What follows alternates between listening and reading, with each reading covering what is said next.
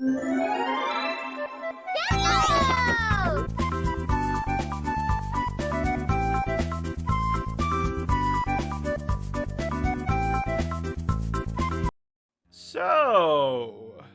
Dead Space 3. The black sheep of the Dead Space franchise, and the best example for how a company tried to make a game something it could never be. Now, the failure of Dead Space 3 has been well covered and documented by channels and people like Matt McMuscles, and I do recommend watching his What Happened video on Dead Space 3 if you want the answers to what went wrong. I am also aware of a new book about Dead Space called Make Us Whole, but since that book isn't out yet as of this script's writing and this video's release, I don't want to speculate on anything in that and just focus solely on what Dead Space 3 is and what it offers. Dead Space 3 began development after the release of Dead Space 2 and was released on February 5th, 2013 for North America and February 8th everywhere else.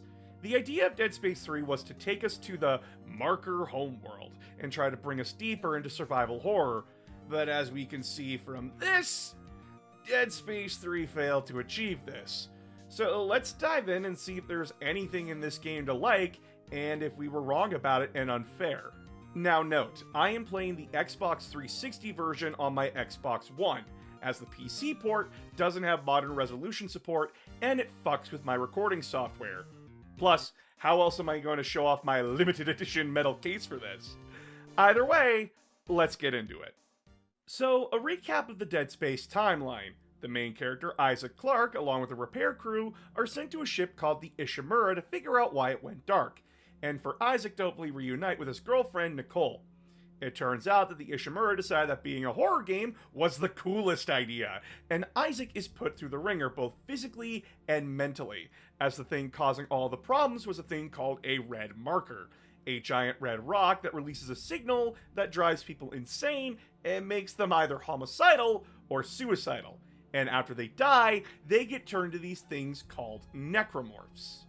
Isaac survives the events of the Ishimura, though at the cost of learning that his girlfriend committed suicide long before he arrived, and that the marker left its mark on Isaac's mind, leading to the events of Dead Space 2, where after escaping the Ishimura, Isaac was quietly kidnapped by the government, and over 2 years, Isaac and others infected by the marker signal are forced to construct a massive marker on the Sprawl, a space station orbiting Saturn. Isaac, however, is freed from his imprisonment by a group called Unitology, a religious group that worships the markers as something that is divine, which is why they freed Isaac. They are hoping to use him to make more markers and complete something called convergence, which Isaac doesn't take too kindly to, and manages to get away from them due to the government trying to kill him. Isaac would later group up with another survivor named Ellie and a patient of the government's marker project named Stross to destroy the marker. And after a series of harrowing events, killing an insane Stross in self-defense, getting closure over Nicole's death after being haunted by her the entire game, and destroying the black marker Isaac built, we learn why the government was building markers in the first place. Turns out in the far future, humanity's in a resource crisis, and Earth's government, also called the UEG, discovered that the markers are an incredible source of clean and endless energy, which explains why the government is hell-bent on making markers. It's for humanity's survival. But over the course of Dead Space 2, it's heavily hinted at that the marker is doing this on purpose, producing limitless energy to draw humanity in like a moth to a flame, so it can do the convergence thing that the Unitologists wanted to do. So, with Isaac and Ellie on the run, the government building more markers that are perpetuating the cycle of death, and Unitology revealing more and more that they are a cult of death, hell-bent on completing the marker's goals, where does Dead Space 3 start us off?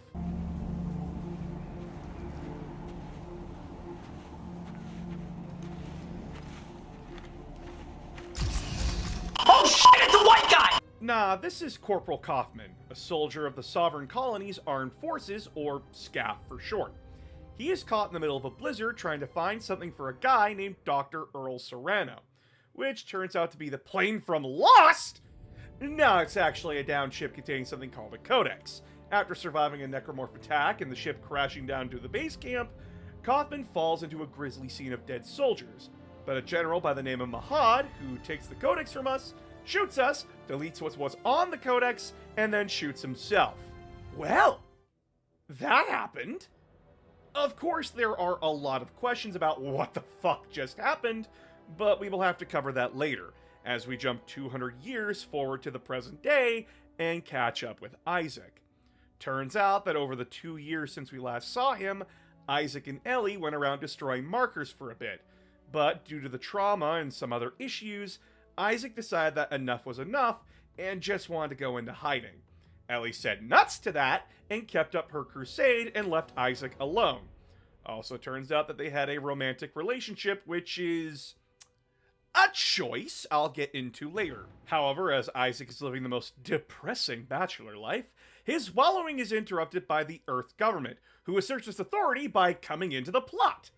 These two are Captain Robert Norton and Sergeant John Carver, and unless you read the comics, these two come right the fuck out of nowhere. But these two are a part of the Earth government's last battalion. Turns out, over the course of 2 years, those who followed Unitology decided that doing an uprising after the events of the second game was the best idea, and started attacking the UEG. This has been so successful that not only have multiple marker testing sites been destroyed and their markers unleashed on the population centers they were right beside, but somehow these insane fanatics have also pretty much dismantled the entire Earth government. All of this off screen. Like, what the fuck? Do something! Do something! Do something! As well, before the events of this game, Ellie, for some reason, started to work with the government, trying to track down where the marker signal was coming from, and she did manage to track it down in the prequel comic to this game and headed in that direction with her special team, while sending Norton and Carver to go retrieve Isaac so he could help. After Norton tells Isaac that Ellie is missing and only he can help find her, Isaac reluctantly agrees to go with them. Now, if you played the other Dead Space games, this entire plot should be throwing you through a goddamn loop. In the span of 2 minutes, my brain is already overloaded with information and a few massive contradictions. The government was trying to kill Isaac and Ellie back in Dead Space 2, but now it turns out everything is hunky-dory? As well, everyone keeps acting like this is the apocalypse, which it doesn't really feel like it. Like, I can kind of get it if Ellie teamed up with the government reluctantly to go against the Unitologists, but like, that is never mentioned or brought up, especially with the revelations we have only 4 chapters later. Whatever. So, Isaac, Norton, and Carver head to the rendezvous point, so they can escort Isaac back to their ship and get off-world. But before we can get into the car, Unitologist extremists come out of nowhere and start firing upon us, and a suicide bomber blows up the car, launching Isaac into an underpass, and the game proper starts. So, Dead Space 3 introduces regular human enemies for the first time. We have had human antagonists before, like in Dead Space 1 with Dr. Mercer and Kendra Daniels, and for Dead Space 2, it was the Unitologists and Director Tideman. But with all those, we never directly shot at them or fought them. In fact, in the case of Tideman, we had a QuickTime event, and after completing it, you could decide how you wanted him to die. But that was it. Since the other 2 games, we have always fought necromorphs, and to kill them, we needed to aim for the limbs. The weapons we used to do so were always tools like plasma cutters, mining lasers, and other tools of the trade. Unconventional weapons used against an unconventional enemy. Here, however, since we are fighting regular human enemies, we are given standard weapons to deal with them, and it feels wrong. Guns throughout the series always had this feeling that, although they don't work on necromorphs, they were still extremely deadly. In Dead Space 1, a pistol put a fist-sized hole in a man, and in Dead Space 2, even a fully upgraded Isaac couldn't take a volley from a squad of troopers near the end of the game. So guns should be pretty scary, right?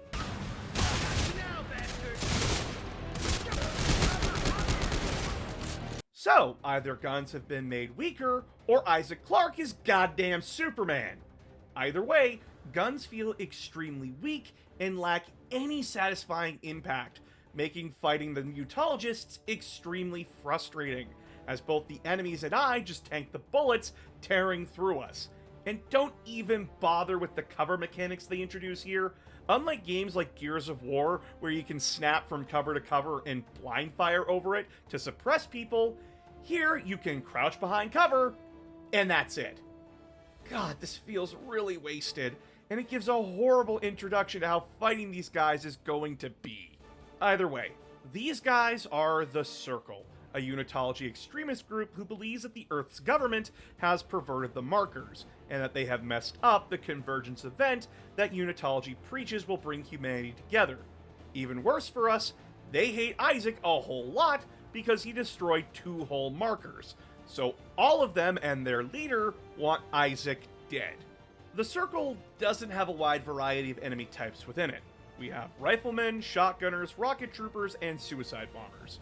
Riflemen will hang back and hide behind cover, taking pot shots at you and throwing grenades when they can. Shotgunners will sometimes rush down your position, but most of the time default to hiding like riflemen. Rocket troopers will hang back the entire time and just be annoying as fuck by staggering you with explosions that miss you 90% of the time. We are stuck fighting through these guys throughout the back alleys of the city. Norton instructs us to make it to the Dredger Corp building, but in order to reach it, we have to cross an automated freeway, which reintroduces us to the stasis unit we have. Stasis is a staple of Dead Space, used to slow down environmental hazards and enemies that could harm us. So of course, if we slow down the automatic traffic, we can get across.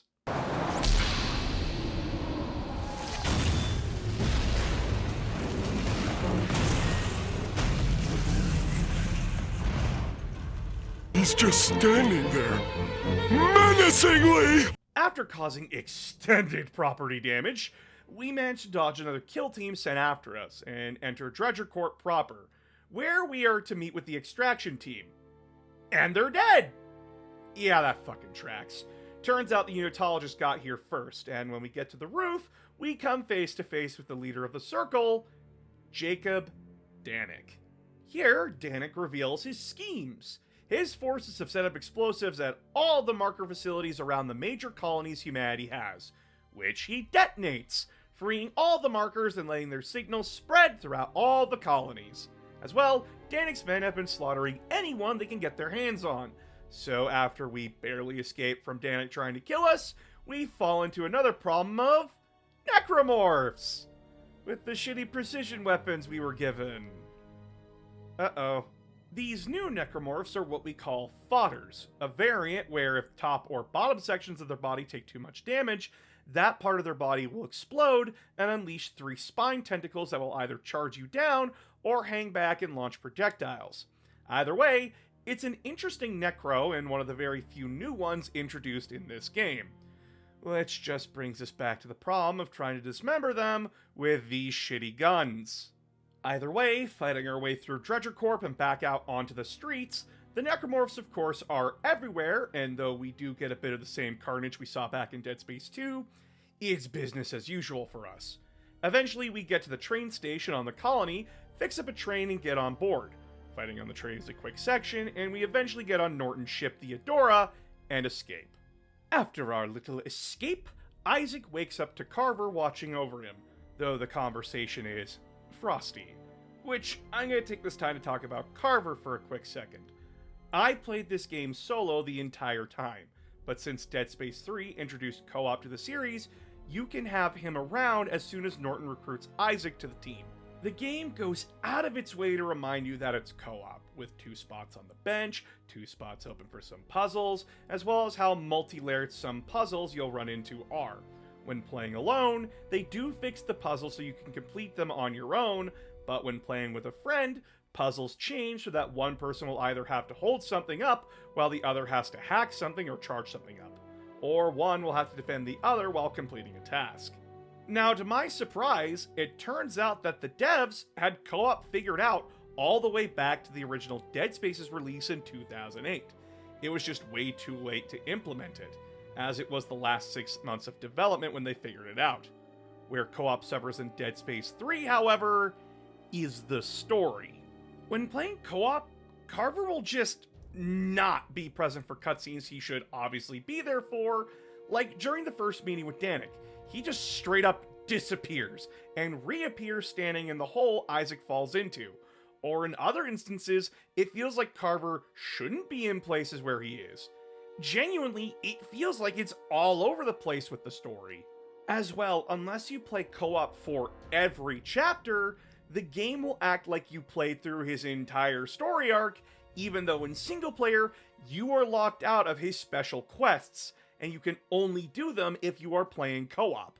Which sucks, because his story is fun to play through, and the mechanics of Carver's hallucinations and dealing with that while Isaac is forced to deal with the real world to help him is a great idea that is fun to play through. But again, unless you are playing with a friend online, you miss out on this. So in single player, Carver feels like a complete afterthought, and when playing with co-op, he is slapped into places where he shouldn't be, making it a jarring experience in some places. As well, again, playing single player, you miss out on major key dungeons and character development for him. Big yikes! I do recommend you play with a friend if able, as it does make the experience of the game and the story much better. Back to the single player plot though. Theodora is heading to a planet called Tau Volantis, as that's where Ellie tracked the source of the marker signal. As we reach the planet, we are greeted to a ship graveyard in orbit. As it turns out, the graveyard is made up of scap ships, which were dismantled or destroyed, along with another surprise: mines! Which quickly starts tearing Theodora apart, leading us to abandon ship. With the ship being torn apart, Norton and Carver seal up part of the bulkhead to help protect the two pilots, while Isaac rushes to get a suit to survive the vacuum of space, which, in a cutscene where Isaac should have died... Okay, I'm putting up a counter for the amount of times Isaac just should have died, because this is getting stupid. After that cutscene, Isaac is able to help release the sealed bulkhead from the crumbling Eudora, and the group is launched from the wreckage and into the graveyard proper, winding up near the CMS Roanoke. Conveniently, that's the space station where Ellie's signal is coming from. Once we get inside, Norton works on cutting his crew out of the bulkhead and orders us to go find Ellie, confident we can handle ourselves. Once inside the Roanoke proper, this is where Dead Space 3 reveals its hand. Due to the fact we are in a scrap fleet that is over 200 years old, finding modern day weapons and gear is a no-go. So instead of finding credits to buy things and power nodes to upgrade our weaponry, we are forced to salvage parts and materials to make our own weapons and upgrade the old suits we get access to. As well, since power nodes aren't there to upgrade our weapons, we rely on upgrade circuits to increase our weapon stats, which can range from more damage, increasing rate of fire or clip size, or lowering the time it takes to reload. You probably also notice that your weapons can now have two different firing modes. So you can have a single shot rifle mixed with a shotgun, or an energy bayonet mixed with a machine gun, or a quad barrel shotgun if you want. The trade-off is that you are limited down to 2 slots for guns instead of the normal 4, and now ammo has been made universal, which sucks for a survival game. Back in the other 2 games, we had 4 weapon options, each with their own unique alt-fires and ammo types. Sure, you'd still pick your favorites at the end of the day, but it added its own unique challenge in item and weapon management. Dead Space 3 took away a lot of your options, and well, since ammo is universal, I was never at risk of running out. Which, if I'm not worried about ammo, why should I be scared?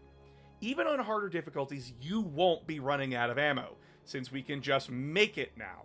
So, upside, we can make our own stuff and its flexible gun making system, but the downside is that the game was made way too easy and took away our options.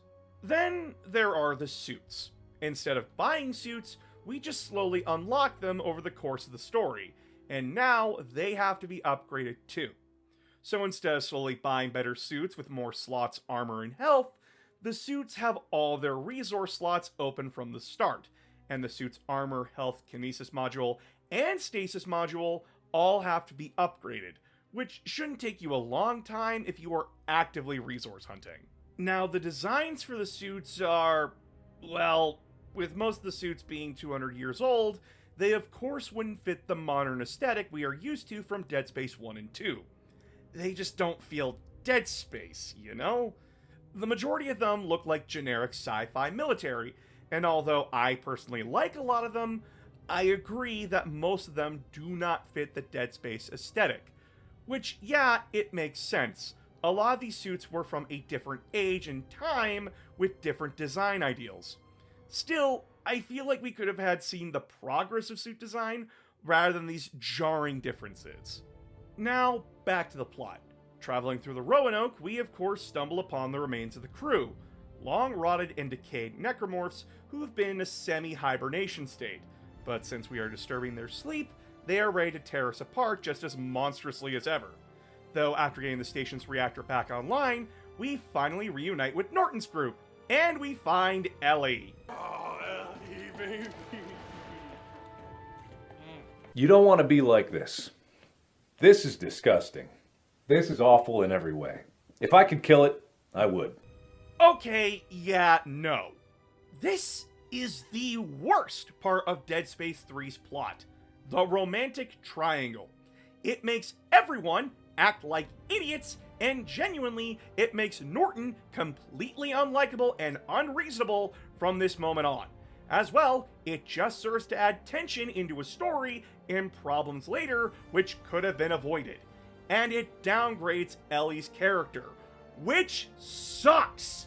Instead of this hardened survivor who lost an eye and chased her assaulter down with a metal pipe and was willing to save Isaac from his own suicide march, she is downgraded to damsel in distress / love interest. I don't know what the fuck happened here, but this was the wrong direction to take her character and her relationships. Either way, Ellie informs us that the Admiral of the Scav forces had clearly been infected by the marker signal, and her private quarters have marker writings all over it. Due to Isaac's unique condition, he can read it and translate it. Which is weird. If they spent time together for 2 years, you'd think Isaac would have taught Ellie how to read the marker scripture. But whatever, I guess. Pushing back to the Admiral's quarters, the writing reveals that there is a machine on the planet that needs to be turned off. So now the goal is to get to the planet, which is a bit hard since we don't have a ship. However, Ellie's team member Buckle reveals that there is a ship called the Terra Nova that has a shuttle in storage that needs some minor repairs and an engine refit, but is able to get us there. So, off to the Terra Nova. After we leave the Roanoke, we are allowed to travel around the ship graveyard, and this is where the game slows to a crawl. The problem with this section is that a lot of the ships look the same on the inside, which really wears down the eyes as it feels like we are traveling through the same place over and over again. Like, is this the side mission CMS Greeley or the Nova Terra? Joke's on you, it's the fucking Roanoke. It makes the first half of Dead Space 3 a visual chore to get through, and we are stuck up here for 7 godforsaken chapters. Even the side missions, which add interesting stuff to the story, can't help with the visual boredom. Which, let's cover the side missions now. You can tackle them at any time before leaving the graveyard for Chapter 9, though one of these missions is locked out if you aren't playing co-op. So there were only 2 missions for solo gameplay, the mid-station on Terra Nova and the Greeley mission. The Greeley side mission has us explore the CMS Greeley for a strange signal coming from it. After exploring the vessel, we begin to learn more about the backstory of the SCAF and what actually happened to the expedition over on Tau Volantis. To sum it up, the signal we find is a warning to scientists on the ground to hide someone called Rosetta, so we will have to keep an eye out for that. As for the Terra Nova mission, we follow the story of Tucker Edwards, who survived something called Scenario 5, a scenario where all members of the expedition had to be put to death. Tucker, however, said balls to that and not only survived, but booby-trapped the entire midsection of the Terra Nova. And as we dismantle his traps, we hear the audio recordings he left of him taunting his would-be killers. But slowly, over time, we can hear the loneliness get to him, and when we finally reach where he is, it turns out that after a few weeks, Tucker killed himself due to the survivor's guilt and sheer loneliness he felt. So that's actually a bit sad. Good job, DS3. Fuck you for the puker spam, though.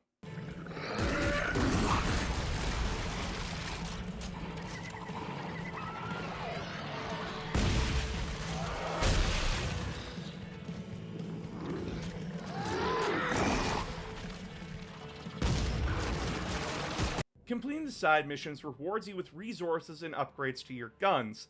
They aren't mandatory to do, but they do help, and I'll do anything to try and find something to talk about. And genuinely, the backstory and world building here is great. Just sucks I have to deal with such visually boring areas for 7 chapters. Now, back to the main plot, and the Terra Nova proper. Getting aboard, we are tasked with getting to the aft part of the ship, as that's where the shuttle is. However, there is stuff blocking the ship's trans system, so we have to clear the tracks by going into storage and organizing it. However, while down there, we step on the next game mechanic, a salvage bot. This little guy can be deployed anywhere to help find extra resources for you. It also has a radar, and following it along with some auditory cues, you can find resource spots, which will reward you with twice the amount of resources your bot can find. So if you can, don't deploy them willy-nilly. Find the resource spots, and you'll get away with more than you'd regularly get by just tossing it around. After a certain amount of time, the bot can be retrieved from any bench you visit, which will automatically drop off the resources into the bench for you. A fun idea, and a helpful little bugger. Now that we have the bot finding resources for us, we start clearing out the tram line of the supplies hanging on it, and in one of the piles, there is a strange necromorph who appears to be restrained, and after clearing the tram line, we find out how dangerous this little bastard is. Oh,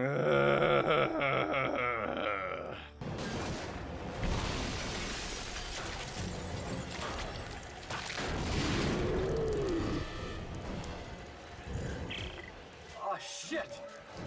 This one's regenerating! How are you going to kill it? I'm not!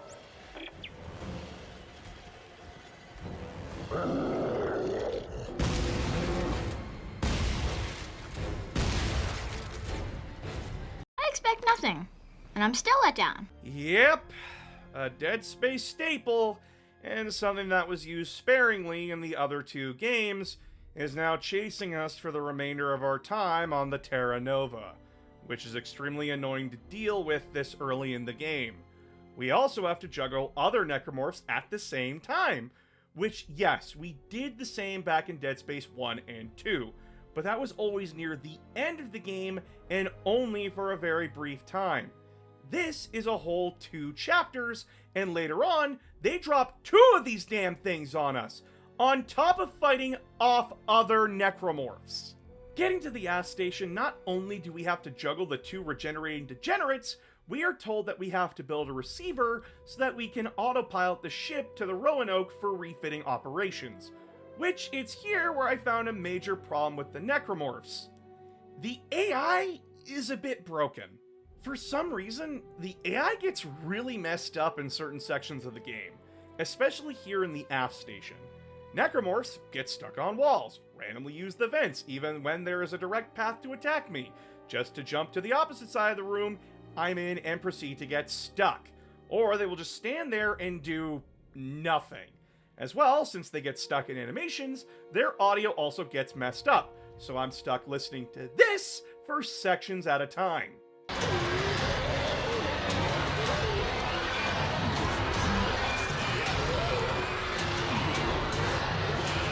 Either way, I get the receiver built, installed on the shuttle, and after refueling the thing so we can at least get it off the Terra Nova, Ellie accidentally turns on the launch sequence. And we haven't gotten the doors open. So not only are the engines firing off into the vents, superheating the aft section, if it hits the doors, it will explode and we are screwed. So getting down to the doors, we have to manually open them up and keep the gears from getting jammed up, which we do, and the shuttle is saved. Now, after a few more fetch quests, refitting a new engine onto the ship, and getting a flight path down to the surface, we are finally ready to go down to Tau Volantis.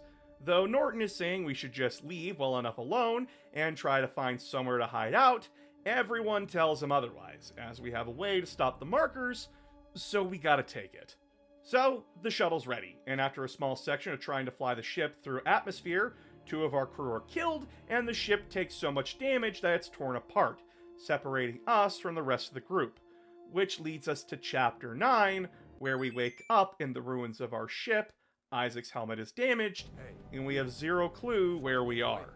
Crawling out of the wreckage, since Isaac's helmet is broken and the suit is horrifically damaged, we aren't protected by the environment, meaning that the freezing cold of Tal Volantis will kill us if we don't keep our body temperature regulated. So in a rather cool section, we are forced to find sources of heat to keep us from freezing to death.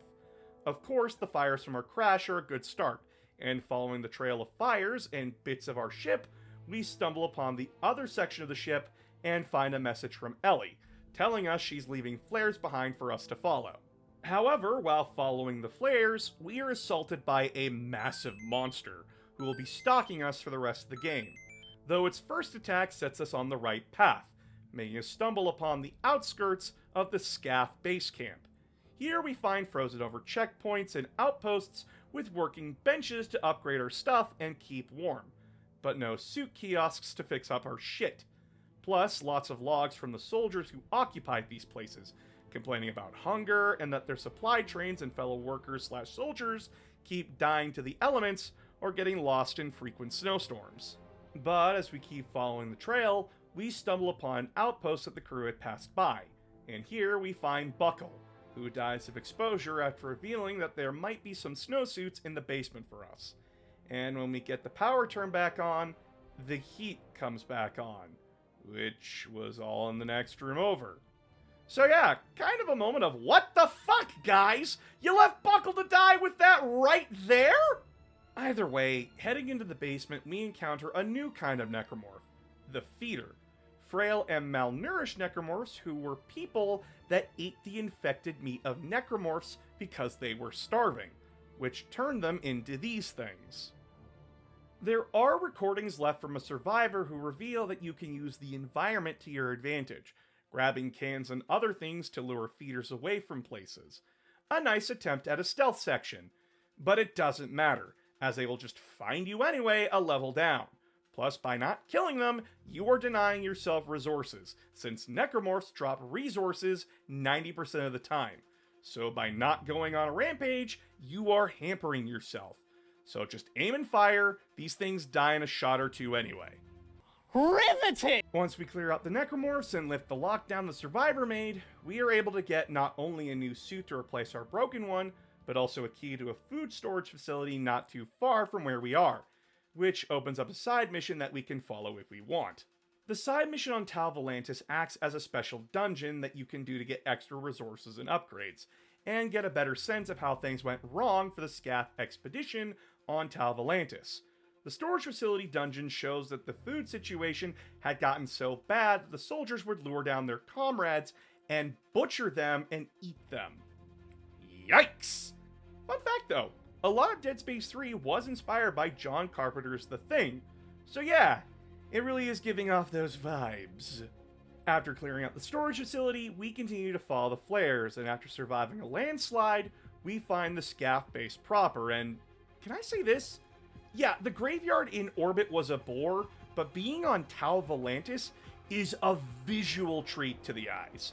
For me at least, the art direction for the frozen tundra and mountains of Tal Volantis is just awesome to look at, and seeing the old forts, outposts, and vehicles that the Scaff soldiers and scientists used is amazing to see. Sucks that it took 6 hours to get here. Making our way down to the base, we stumble on Carver on Overwatch duty, who tells us to get inside fast, as necromorphs are swarming all over the base. Before we can, however, that massive necromorph that's been stalking us since the crash finally reveals itself and attacks. The thing is called the Snow Beast, and it's not complicated to handle, just time consuming. The Snow Beast will pop out 3 tentacles, which needs to be destroyed, so it'll open up 3 probes at its mouth. Destroy those 3 probes, and the Snow Beast will run off. But as I said, it's time consuming, as it will constantly charge if one shot misses the tentacles or probes. So if you got stasis on hand, just spam it, or use a shotgun, as for some reason, it tears through the tentacles easily. After chasing the beast off, we get into the base proper and reunite with the group, which is now just Ellie, Carver, Scientist Santos, and Norton. Norton is getting more and more hostile to Isaac, as this stupid love triangle is getting worse. Though we put that to the side as we are heading over to one of the research storage bays. Santos has a way for us to triangulate the source of the marker signal, and if we can find it, we can find a way to turn it off. Though on the way over, we are interrupted by... Danik's unitologists. Somehow, they managed to track us from the new Harmony colony all the way to here, which means not only do we have to deal with necromorphs, but now Danik's men as well.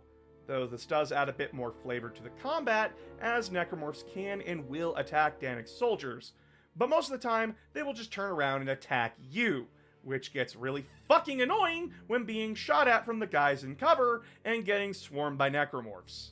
Granted, another necromorph rears its ugly head here. By decapitating corpses of dead soldiers and Danik's men, the necromorph known as a creeper can pilot a body and have it fire whatever gun it has. A great idea for an enemy, if guns actually felt like they had impact, and were an actual threat. Moving on, fighting our way to the storage facility, we regroup with the team and, well, it's revealed that the SCAF science teams had not only dug up a massive necromorph, which resembles the hive mind from Dead Space 1, but as well that they went inside the thing with a special probe tool that helped them track the marker signal by probing inside the damn thing. So we are sent to not only repair the heat generator so we can open the beast up by unfreezing it, but to build the probe too. Getting those things out of the way, we are forced to fight the snow beast again, and after driving the thing off, we discover that Danik's men are trying to access the armory dungeon. The armory dungeon reveals that someone lost the armory key, and without it, Scenario 5 would have problems being completed, since the kill teams carrying it out would have very little ammo to do so. Though this does give us what the guy from the prologue was doing before he was killed. Granted, when we get back to the facility with the probe, we build it and discover that Norton was talking to someone. Either way, we open up the giant and are lowered inside to probe special nerves. Once we are done probing it, we get the signal source, and while Ellie and Santos go to get the gear ready for the long trek up, Norton locks us in the cage and runs off. Prick. So, you want one of the dumbest plot points in the game? Well, here we go! After getting out of the cage, we chase after Norton, only to get ambushed by Danik and his men outside the storage facility. And Danik reveals it was Norton who revealed the location of Tau Volantis and the base we are at. What a twist! Now, you're probably asking, why did Norton do this? Was he a spy? Did the markers drive him crazy? Did Danik offer him a gazillion credits? Several copies of Space Marine 2? Nope! The dumbass sold us out because he's jealous of Isaac. This is the most out of fucking nowhere plot reveal and the dumbest reason given. Norton knows that Danik is insane and would never uphold his end of the deal. So why the fuck would Norton think selling us out to Danik would get him anywhere? What the fuck is this story? Ugh! Either way, Isaac and Carver manage to fight off Danik's men, and during the firefight, the Nexus we crawl around in breaks free of the facility and begins attacking both sides. So we are forced into another boss fight, and this one resembles the hive mind back from Dead Space 1. During the fight, we have to aim for the yellow pus sacs in its chest, and once those are destroyed, the Nexus will give the big suck and try to swallow you, leaving its face sacs exposed to shoot at. However, after destroying all the sacs, it begins to suck us towards it again, and with no sacs to shoot, we are swallowed up by the Nexus. Don't worry though, we aren't dead, just in the beast's belly and stomach juices. We are able to shoot important cysts inside its belly, and after destroying them, the Nexus throws us up, back into the plot, and Norton losing his shit at us. Oh, shut the fuck up, you plot device.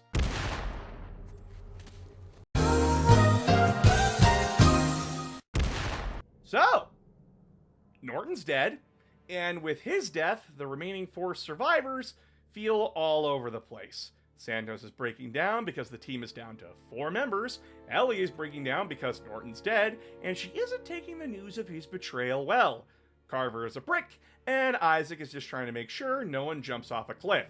While this is happening, Isaac is tasked with getting an elevator down from the cliffside to let everyone else up, leading to the new mechanic of wall climbing. Wall climbing is a bit annoying. Scaling up the cliff has its hazards, of course, and requires you to use stasis to slow things down so you can jump to the side of the cliff that doesn't have the falling hazard, or to scramble past a swinging hazard. However, should you get hit by hazards that aren't instant death, or miss a jump, Isaac will either slide back down the cliffside or be staggered, which in these sections can be really annoying and waste your time, or get you killed through no fault of your own. Either way, we get the elevator down and bring the group up, and as the elevator comes up, Santos tells us that in order to turn the machine off, we need an item called a codex, which the only way to make one is to use Rosetta, the person/thing we learned about by doing the Greeley mission. But before the group can get off the cliffside and elevator, the snow beast ambushes us, and to stop the whole cliffside from falling, Carver cuts the cable and sends Santos to her doom, and Isaac falls off the cliff anyway. Great. This leads us to fighting the snow beast again, but remember that every time we got close to killing it, it ran off. As well, it just regenerates all the limbs we shoot off anyway. During the climb up the cliff, we can find logs about how the SCAF unit went to hunt the thing down. So down here, we find the harpoon guns that the unit was going to use to kill it. So activating those harpoons, we impale the snow beast, and the harpoons tear the beast apart, finally freeing us of the thing that was hunting us since we crashed here. Climbing back up the mountain, Isaac regroups with Ellie and Carver, and the 3 survivors move up to the research base, and here we discover that Rosetta is a corpse that was cut up and spread throughout the research facility. So we are tasked by Ellie to gather them up so we can make the codex proper. Traveling through the facility is where we get a lot of the backstory and world building of Tau Volantis, and genuinely where Dead Space 3 stories picks up. Granted, the story in game had been much better since landing on the planet, aside the Norton bit, but here is where the game truly feels like it's allowed to stretch its narrative legs again. Finding pieces of Rosetta takes us through different labs. We are again attacked by Danik and his men, with Danik taking over the base's comms to try and debate with Isaac and reason with him that the markers are a natural part of the galaxy and that we should let them do what they want. And Isaac just tells him to fuck off. Give up! Isaac, you're not getting out of there alive! Shut up, Danik! However, while fighting through Danik's men, we run into a returning enemy from Dead Space 1 and 2's DLC, the Twitcher. The Twitcher is a necromorph whose stasis unit has malfunctioned, and instead of slowing it down, it speeds the thing up, making for an enemy that keeps you on your toes throughout the facility. As well, we get 2 more dungeons here, but all they really do is add some flavor to the SCAF backstory, with trying to see if anything survived the Scenario 5 purge and waste disposal, and learning about the Spec Ops unit called the Reapers, who helped carry it out. A rather dark side mission that I won't get into, as it is really fucked up, but it fits Dead Space's darker tone. Once we get Rosetta's parts back to the lab and doing a quick puzzle, it turns out Rosetta isn't a human-turned-necromorph. It's an alien corpse. It's an it. Rosetta's an alien. What? What does that mean? And using the marker signal trapped within Rosetta's brain, we not only can make a codex, but finally figure out the secrets to the marker. And ooh boy, is this a lore dump. So strap yourselves in, as I'll be explaining everything from the aliens of Tau Volantis to the SCAF. Flashback. 2 million years ago, the race of Tau Volantis grew to power, and much like humanity, would discover the markers. Over the time, the natives of Tau Volantis would make the same discoveries humanity would make, that the markers give off an endless source of clean energy, and would build their civilization around it, as they were struggling with a resource shortage. However, they would also come to discover that the marker signal and what it was doing to their race, as they too would deal with a necromorph outbreak. This would inevitably lead to something called a convergence event, something brought up within Unitology, and the event we triggered and fought through at the end of Dead Space 2. Here we discovered what it actually is. During convergence, all the infected corpses and even chunks of the planet are launched into space, all of it being formed together to make a creature called a Brethren Moon, which is the moon we have been seeing in orbit. It was never a natural formation. It's a satellite-sized necromorph. Though the aliens of Tau Volantis understood that they were just part of a parasitic food cycle for a Cthulhu-esque species, they would not go without a fight. During these events, the aliens would build a massive machine that would stop convergence by flash freezing their planet and locking the Brethren Moon in a frozen prison, never to escape, along with instructions on how to configure the machine into a weapon to destroy the moon. 2 million years later, humanity would rise and discover their own black marker within the Gulf of Mexico. Though this discovery would lead to the rise of Unitology, the government that came to power was the Sovereign Colonies, who took the discovery of the black marker a bit more seriously. And although they liked the endless source of energy it produced, the necromorphs it created made the government wary of it. So to understand it, the Sovereign Colonies would create 3 research outposts to study the markers and its copies, which explains why a red man-made marker was on Aegis 7, the planet from Dead Space 1. These research labs would discover that the marker signal was coming from Tau Volantis, so in a bid to solve the mystery, the SCAF would send an expedition to Tau Volantis, led by Admiral Marjorie Graves and xenologist Dr. Earl Serrano, with General Spencer Mahad bringing a military force for extra security, as by this time, a civil war broke out within the Sovereign Colonies due to a resource crisis. The expedition, though, was shrouded with secrecy, with only the Admiral and the scientists knowing the true reasons why they were on Tau Volantis, while everyone else was kept in the dark. Over time, the SCAF would set up outposts and research bases on Tau Volantis and eventually discover the machine, and as Serrano worked on deciphering everything, the markers all over the planet began to fuck with everyone, and those who didn't die to the rough environment of Tau Volantis died to the necromorphs that stalked the snowstorms instead. As well, with Admiral Graves going insane from the marker signal, General Mahad took control of the expedition, and over time became more and more disillusioned with it. He was losing good men and wasting resources on what he believed to be a wild goose chase. Eventually, though, the Sovereign Colonies lost the Civil War, and what remained of the government wanted to make sure no one used the markers, so they enacted Scenario 5, which Mahad would carry out without question, even though Serrano had just figured out how to stop everything, which is what led to the events of the prologue, and why we are in this mess that we are in Dead Space 3. This explains so much of why the events throughout the Dead Space series happened, and honestly, putting the context of all the games together, especially for Dead Space's remake, all of it makes sense and feels perfectly built up to here.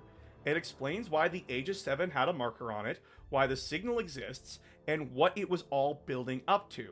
As well, the story of the aliens and SCAF is great. It reveals that humanity is a part of a food/birth cycle of an alien species, and with the SCAF, you can come to understand why they did what they did. Mahad was done dealing with the loss of his men in government, and saw the horrors the marker created, and yeah, of course someone like him would be fine with burying the markers, as it's just not worth the trouble. Plus, who the hell would believe that there was a way to stop this? Yeah, it was still wrong, but it explains in a pretty smart way why it would all lead to this kind of situation. As Isaac finishes the vision, he finally understands the context of the situation, and with this new revelation, we finally have a way to stop all this. And this is the key. Turning it all off. Fuck! Yeah, while Isaac was having his vision of the past, Danik and his men broke in and took Ellie and Carver hostage. As well, since Danik can't see the vision himself and doesn't have the same context we do, as well as being insane, Danik believes that the markers are only doing this because convergence was stopped and that we just don't get it. This really feels like I'm fighting my problematic uncle on Thanksgiving. However, Isaac activates a failsafe program that releases a gas that burns away all biological life inside the room it's released in, which allows Carver and Ellie to kill their captors, and Isaac along with Carver chase after Danik. But due to Ellie having to unlock the doors for us, she is unable to escape the room, and we sadly have to leave her to be melted by the gas. With only Isaac and Carver left, and the fate of the galaxy in the balance, an enraged Isaac and Carver chase after Danik and his men, winding up at the dig site that will lead us down to the machine. And finally, we reach the endgame of Dead Space 3, the alien city and the machine. Some of the most coolest and interesting designs out of all of the Dead Space series. Isaac and Carver manage to regroup and catch up with Danik. We fight him for the Codex, and after falling off a cliff with it, Isaac is forced to navigate the maze-like city and face the last new necromorph, the Alien. The Alien necromorph is a massive one, basically taking the place of the Brute from Dead Space 1 and 2. These massive monsters will rush you, release exploding babies at you, and are generally tough bastards to put down. A perfect final area necromorph. Fighting through the city, we do eventually stumble upon the campsites from the SCAF excavation crews, and here we can add some final upgrades to our weapons and suits, as well as notes left by Dr. Serrano about how to use special speakers to open the doors in this area, and what instructions to follow to configure the machine. To do that, we have to stand on special plates that increase the power of our kinesis module, as long as we're on them, and solve puzzles and move stuff out of the way. While standing on these pads, we are also able to rip the limbs off of necromorphs, without them already being dead. So we can also save ammo as we do this, though it's not like I'm struggling for that.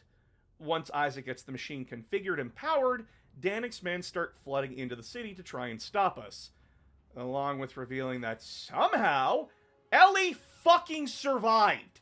She says she jumped into the chute that was used to transport Rosetta's parts from all over the research base, but like, come the fuck on!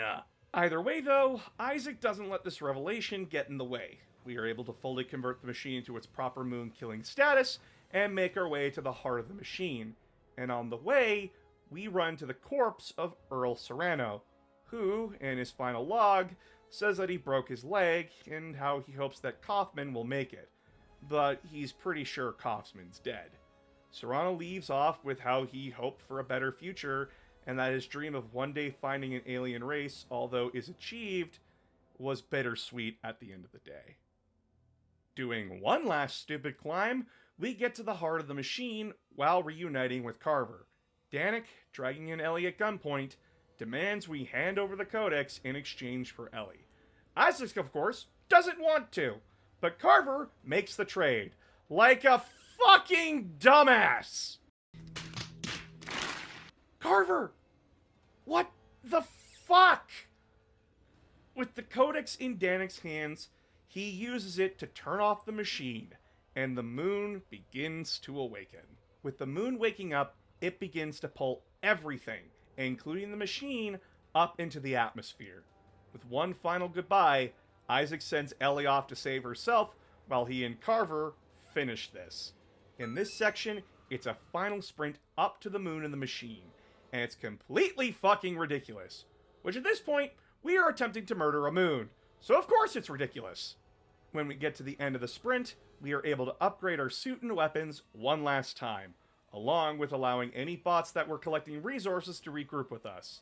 Make sure you upgrade everything here before leaving. Once you are ready, the doors get blown up, and Isaac's helmet is damaged as we fly up to the moon and face down the final boss of Dead Space 3. Now, the problem. We are a tiny little man, and that thing is the size of a moon! So how are we going to kill it? You can't just shoot a hole into the surface of Mars. Well, remember those kinesis pads? all the markers were shot up into the moon, and we can grab those and shoot them at the beast's giant eyes. However, as we try to do that, the moon will throw necromorphs at us, so the final boss fight becomes a mess of juggling the necromorphs and shooting the eyes with markers. Once all 3 eyes are destroyed, Isaac will use the kinesis pad one more time to rip the machine out of the moon, and with one final word, Isaac activates the machine, killing the moon and leaving him and Carver to plummet back down to Tau Volantis. The scene changes to Ellie, crying up in orbit as she tries to reach the 2 survivors, only to get nothing. But on the upside, the marker signal is stopped, and with this knowledge, Ellie in tears leaves Tau Volantis, assured that the marker threat is stopped. Ellie? Ellie.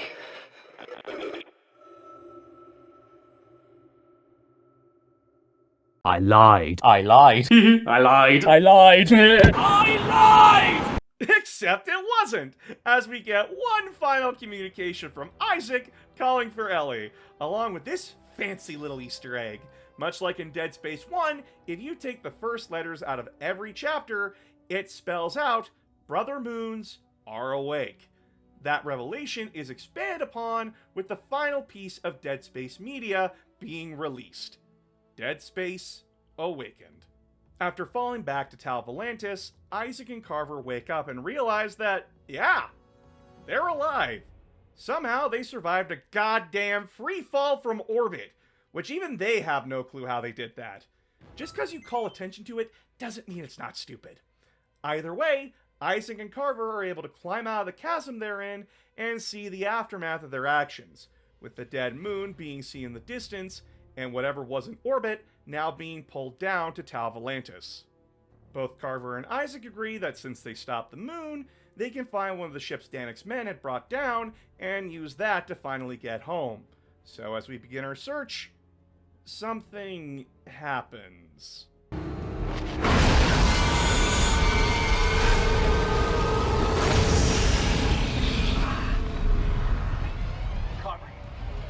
Carver, did you see? Yeah, just some weird shit, yeah! Isaac and Carver are hit with a vision from the Brethren Moons, and soon all hell breaks loose, with us first hallucinating that Norton is alive, only for it to reveal that Norton's body was turned into a necromorph. Even worse, more and more of the damn things are coming out of the woodwork to kill us. With this revelation, Isaac and Carver's new goal is to warn Earth, but much to our frustration, Danik's men who survived have either gone completely nuts, started offing themselves, or start taking their ships up into orbit, as a cult member has instructed them to do so. Even worse, Isaac and Carver are hallucinating, and Carver points out that when playing alone, that when Isaac is hallucinating, he just sees us standing there. The DLC is really good at making you question what's real and what's not at this point.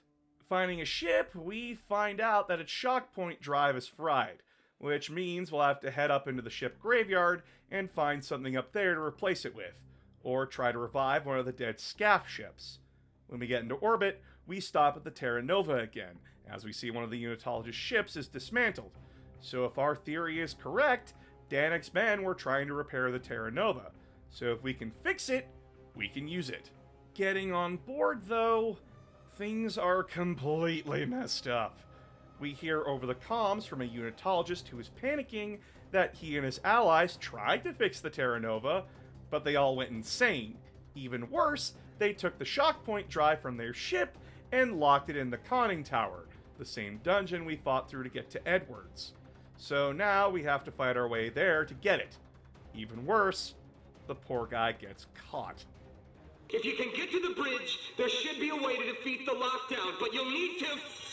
No. Time for you to join the church, brother. No! Get off me! Stop! Stop!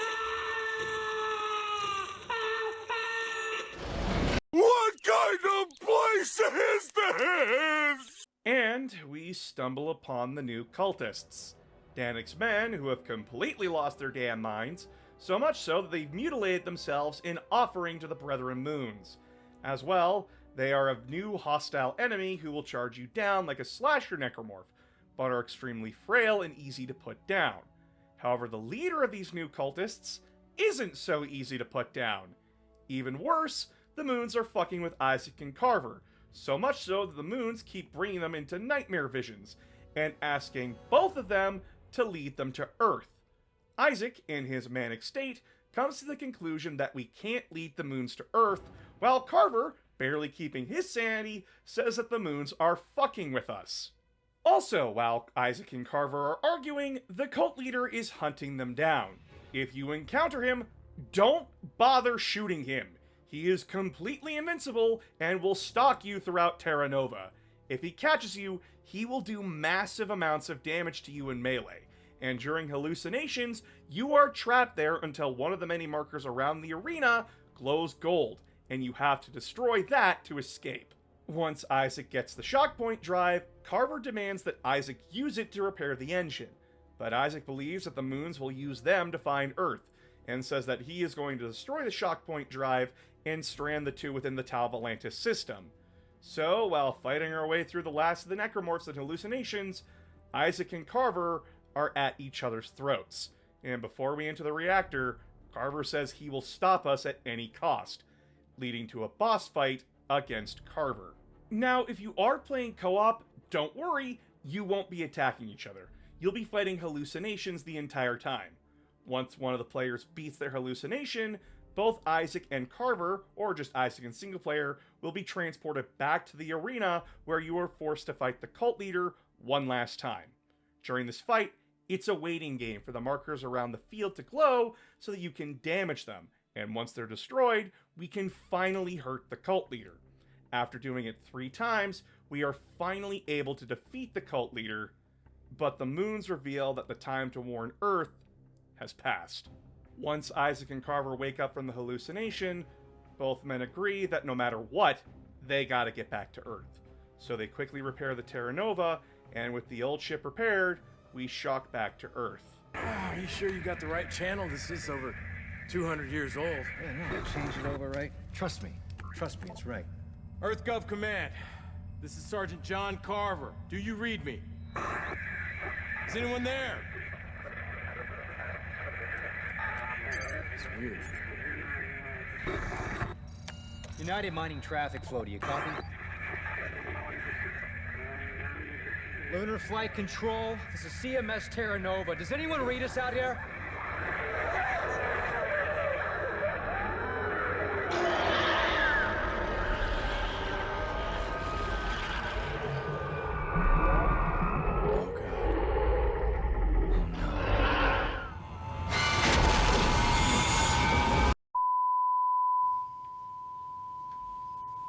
That's it?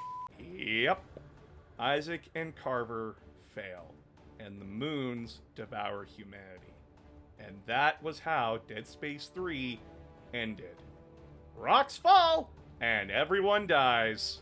So, after going back through all of Dead Space 3, what do I think about it? Well, yeah, no, this game is all over the place. Its plot in the start is extremely boring and weak, but then ramps up in the last 5 hours of the game. The gameplay offers so much replayability and experimentation, but the simplified mechanics make the main gameplay loop boring. The game wants to be survival horror, but EA's need for it to be a shooter drags it away from that. The game is frustrating because I can see what it's trying to be. I can see the framework that Visceral wanted, but at the same time, I see where EA slammed their hand on the game to make it what they wanted, and how it really held this game back, along with all the technical issues from the age of the game and just every other problem. I can't recommend it to anyone who isn't a Dead Space fan already. Now, over the years, we have learned more and more about what the developers and directors wanted Dead Space 3 to be, ranging from wanting to start on Tau of Atlantis, the co-op player being a Shadow Isaac, and that the Brethren Moons eating everyone was the intended ending. And although we did get their intended ending, it doesn't matter what the dream was, as the reality is that the game we got is a frustrating mess that fans play through to get the originally intended ending. Does this mean I hate Dead Space 3? No. I appreciate it, oddly enough. Yeah, its main plot is frustrating and its gameplay loop gets stale until you hit Tau Volantis proper, but at the end of the day, its world building is still awesome. The guns I can create can be some of the dumbest things you'll ever see, and genuinely, if you do play this with a friend, whether it be on PC or console, it is a genuinely great time. With the Dead Space franchise in its current state, I don't know what the future of it is.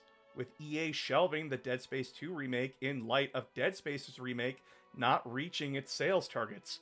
Why do you keep thinking horror is gonna do COD numbers? Why?!